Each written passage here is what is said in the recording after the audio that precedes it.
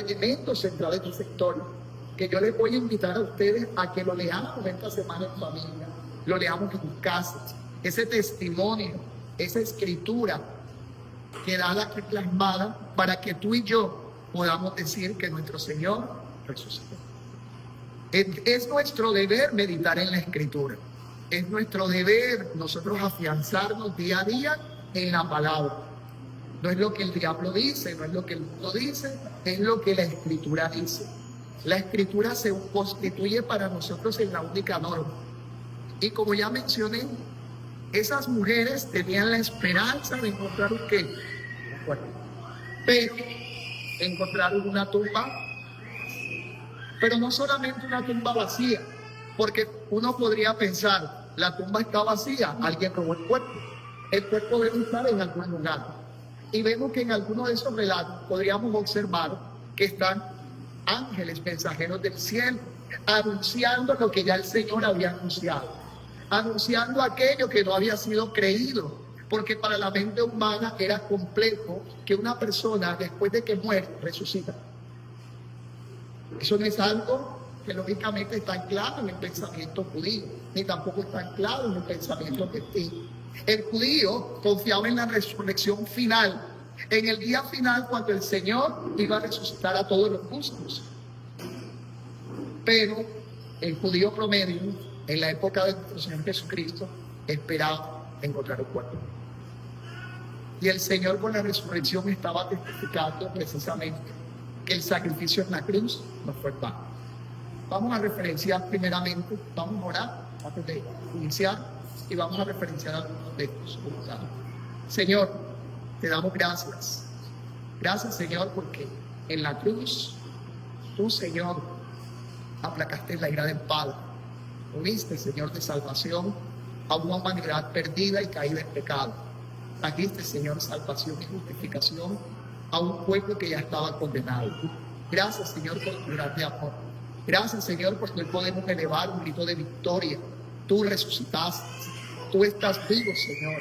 La Escritura lo declara y nosotros somos llamados precisamente a predicar el Evangelio del Reino. El Evangelio, Señor, donde tú como Rey, Señor, ganaste, libraste una batalla, Señor, y venciste. Heriste en la cabeza a la serpiente, tal cual lo habías estipulado, Señor, miles de años atrás. Gracias, Señor, por tu fidelidad. Gracias por tu amor. Gracias por esa expresión, por esa gran expresión y alta expresión de amor, Señor, hacia esta humanidad caída. Porque de tal manera nos amaste, Señor, que enviaste a tu Hijo Jesucristo a morir por la humanidad, a morir por este mundo, Señor, necesitado de una cruz, necesitado, Señor, de un Redentor, de un Salvador, Señor, que resucitó en gloria. Y que hoy, Señor, nos estás anunciando como Rey, que como iglesia debemos precisamente estar encaminados y viviendo, Señor, en pro de los beneficios de esa cruz y de esa resurrección. En tus manos, Señor, nos abandonamos. Decimos obedecer hasta aquí nos has ayudado.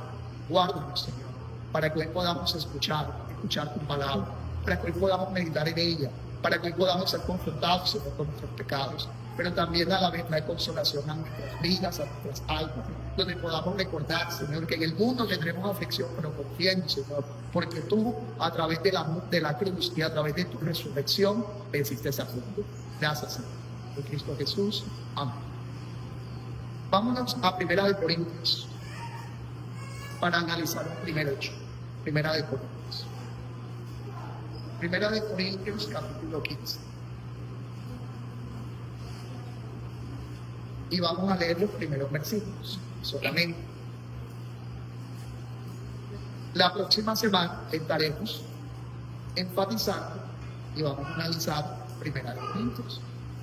Pero hoy simplemente quiero retomar unos versículos que tienen importancia y relevancia para nosotros como creyentes. Dice la palabra de Dios.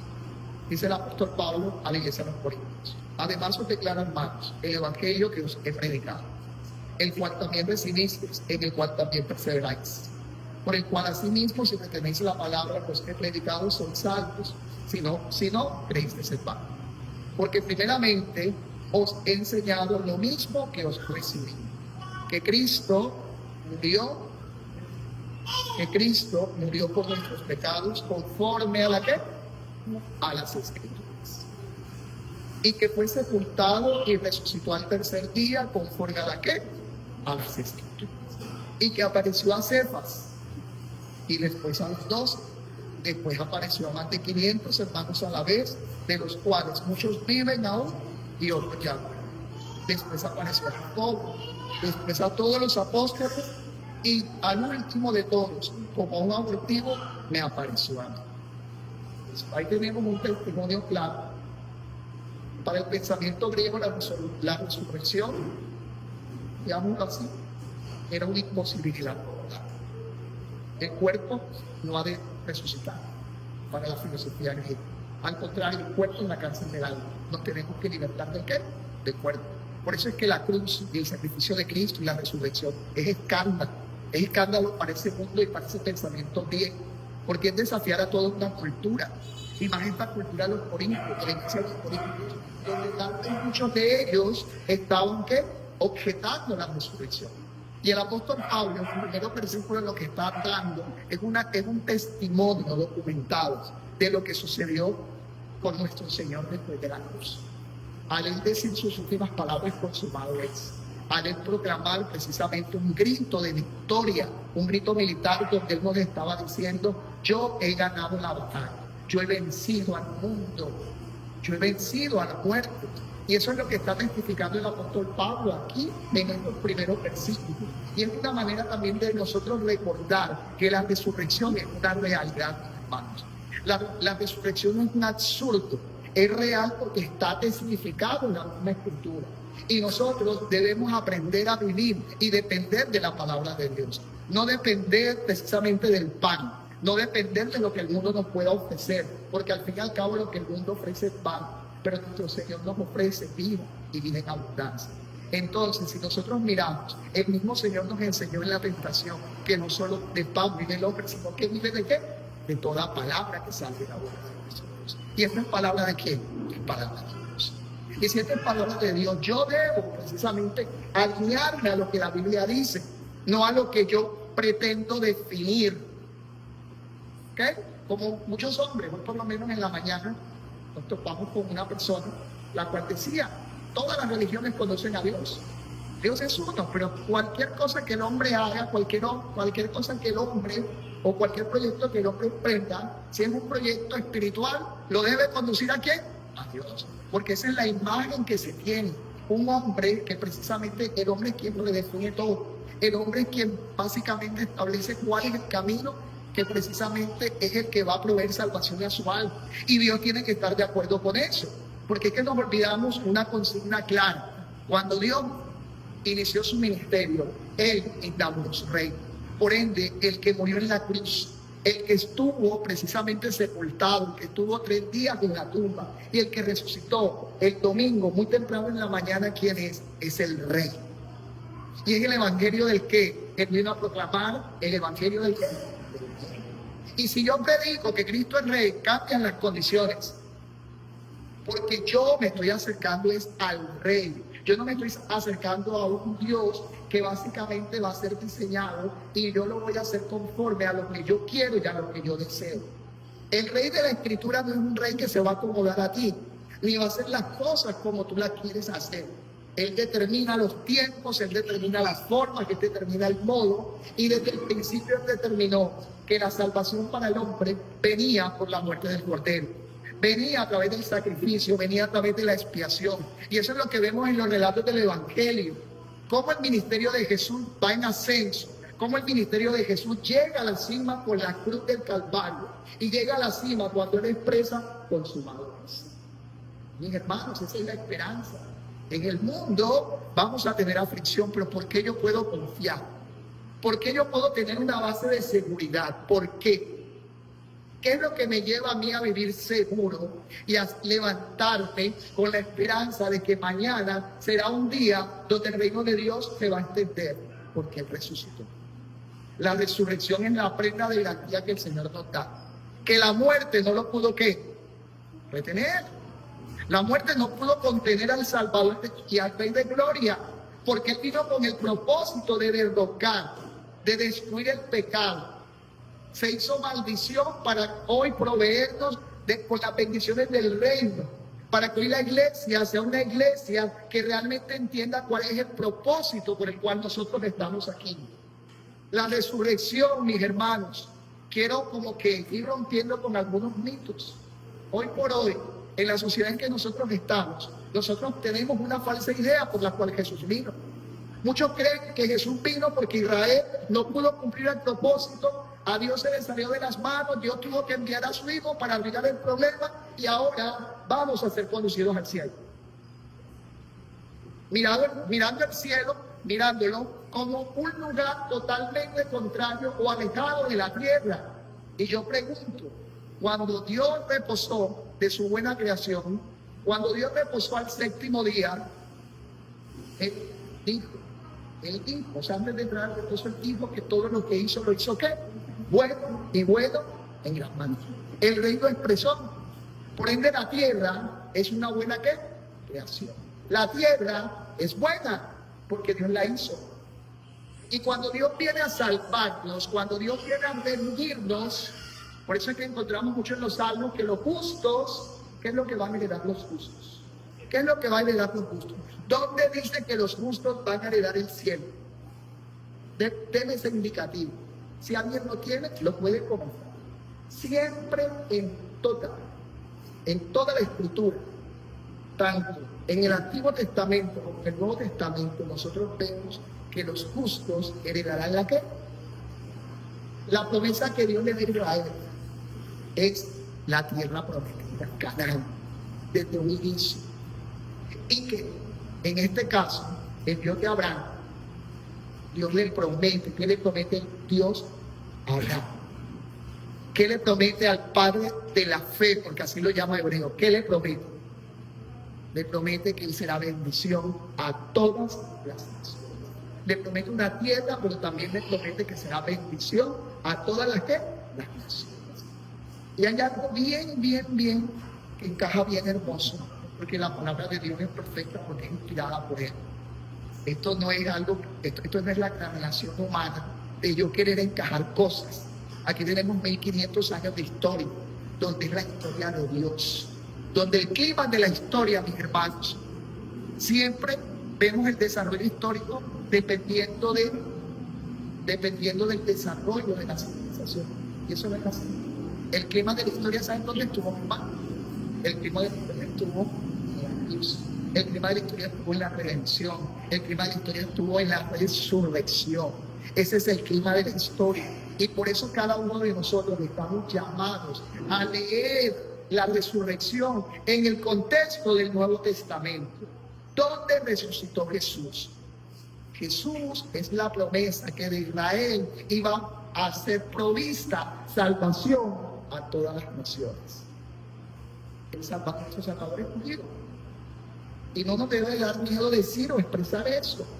Había una promesa dada al pueblo de Israel, el pueblo judío. Y eso nosotros lo podemos inclusive mirar. Voy a ver unos textos, si ustedes buscarlo, Isaías 49:6. Poco es para mí que tú seas mi siervo para levantar de las tribus de Jacob y restaurar a los preservados de Israel. También te he dado a Israel por luz de las naciones, para que seas mi salvación hasta los confines de la tierra. Dios nos proveyó de salvación. ¿Desde dónde? Desde Israel. Por eso las escrituras, sabemos nosotros muy bien que cuando la Biblia habla sobre las escrituras, está haciendo referencia en primera instancia al Antiguo Testamento. Aquellos libros que hoy por hoy lamentablemente son desechados por muchas iglesias, porque hoy todo lo miramos en términos de gracia, como que el buen Dios nos proveyó a su Hijo para liberarnos de este mundo caído, para liberarnos de esta realidad presente y llevarnos ¿a dónde? Años atrás yo tenía ese concepto. No sé usted si aún lo tiene. Pensamos que estamos aquí y pensamos que al pasar los días, al pasar los años, en el momento de morir vamos a ser conducidos y vamos a vivir eternamente en un lugar diferente al que Dios hizo. Dios hizo la tierra ¿para quién? Dios plantó un huerto ¿para quién? Y Dios creó al hombre. ¿De dónde lo creó? ¿Y cómo lo creó? Del polvo de tierra. Estamos conectados con la tierra, porque fue la voluntad del Señor. Y precisamente, tanta es la conexión y tanto es el amor de Dios que envió a su Hijo. Y precisamente el Señor, antes de enviar a su Hijo, en todo el Antiguo Testamento, vemos que Él precisamente a través de la nube, de la columna de fuego, a través del mismo tabernáculo, Él garantizaba su presencia a su pueblo. De hecho, cuando empezamos a estudiar Juan, ¿y dónde vamos a ir ahora? Cuando empezamos a estudiar Juan, vemos que vamos a Juan capítulo 1.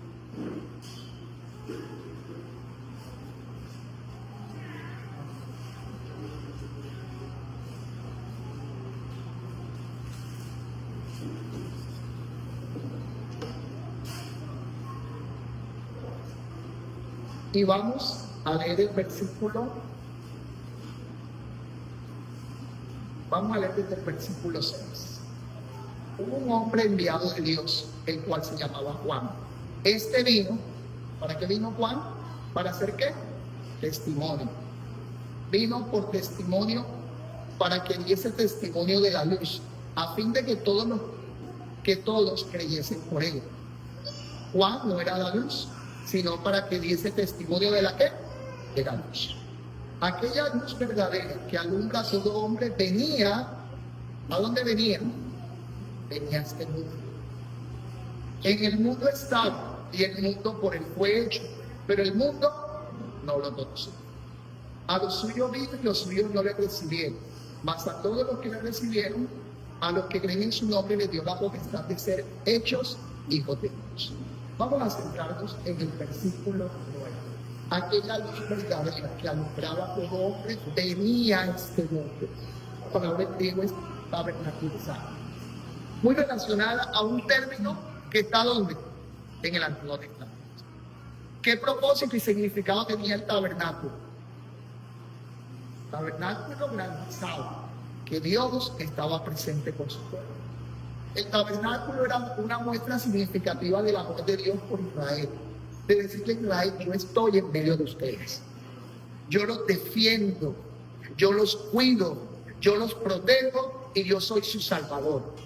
Ya Dios lo venía anunciando, pero había una promesa: el hijo de la simiente de la mujer iba a nacer, iba a venir.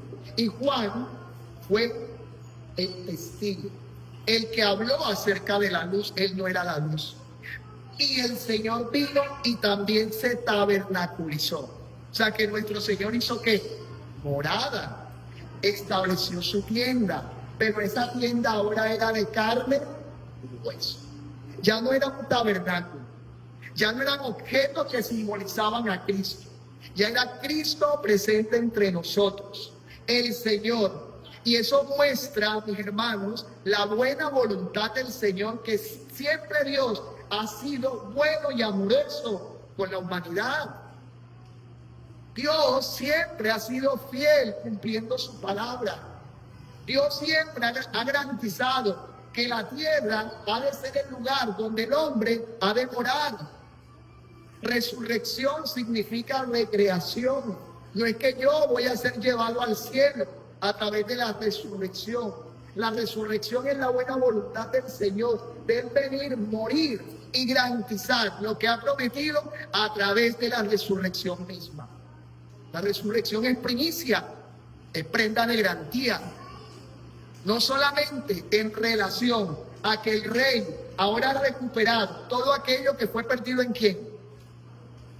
En Adán. En Adán. Adán quebrantó el pacto de obras. Y Cristo viene, nos visita, se establece entre nosotros, se hace hombre. Pregunto, ¿dónde está Cristo ahora?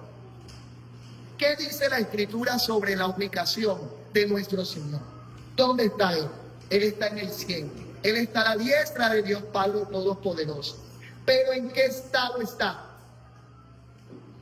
Está como aquel que estuvo aquí con ese cuerpo glorioso después de que resucitó. Él ascendió al cielo y ahora está a la diestra de Dios Padre. Y desde allí está ¿qué? Está reinando. Está liderando la iglesia.